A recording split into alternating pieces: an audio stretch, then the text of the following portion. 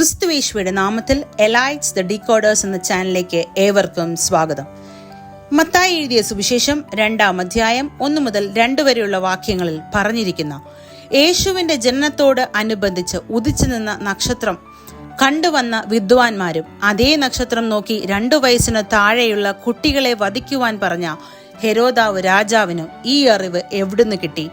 എന്താണ് ഉദയനക്ഷത്രം അല്ലെങ്കിൽ rising star? എന്താണ് ജാതകം? ജാതകം എങ്ങനെ ഒരാളുടെ തലയിൽ എഴുത്തായി മാറുന്നു? വചനം പഠിക്കുമ്പോൾ നമ്മൾക്ക് മനസ്സിലാകും, കാലങ്ങളെയും ദിവസങ്ങളെയും പ്രകൃതിയെയും നന്നായി അറിയുന്നവരായിരുന്നു മുൻ തലമുറക്കാർ. എന്തുകൊണ്ട് സഭ ബൈബിളിന്റെ ഒരു ഭാഗം പഠിപ്പിച്ച് മറ്റൊരു ഭാഗം മറച്ചു വെക്കുന്നു? യേശുവിന്റെ ജനനം തന്നെ ഒരു നക്ഷത്രത്തിൽ തുടങ്ങുമ്പോൾ അതേ യേശുവിന് ശേഷം ജനിച്ച മനുഷ്യരായ നമ്മൾ എല്ലാവർക്കും ഇങ്ങനെ ഉദയനക്ഷത്രം ഉണ്ടോ? എങ്ങനെ ജാതകം ഇത്ര കൃത്യമായി എഴുതി രേഖപ്പെടുത്തി വെച്ചിരിക്കുന്നു? എന്തുകൊണ്ട് സഭ ഇത് നമ്മളിൽ നിന്ന് മറച്ചു കളഞ്ഞിരിക്കുന്നു? നിങ്ങൾക്ക് എല്ലാവരും അറിഞ്ഞിരിക്കുന്നത് പോലെ സത്യം എത്ര മറച്ചു വെച്ചാലും ഒരു നാൾ മറ നീക്കി പുറത്തു വരും. വചനം പറയുന്നത് പോലെ നിങ്ങൾ സത്യം മനസ്സിലാക്കുകയും സത്യം നിങ്ങളെ സ്വതന്ത്രമാക്കുകയും ചെയ്യും. സ്വർഗരാജ്യത്തിന്റെ നിഗൂഢമായ മർമ്മങ്ങൾ വെളിപ്പെടുവാൻ പോകുന്നു.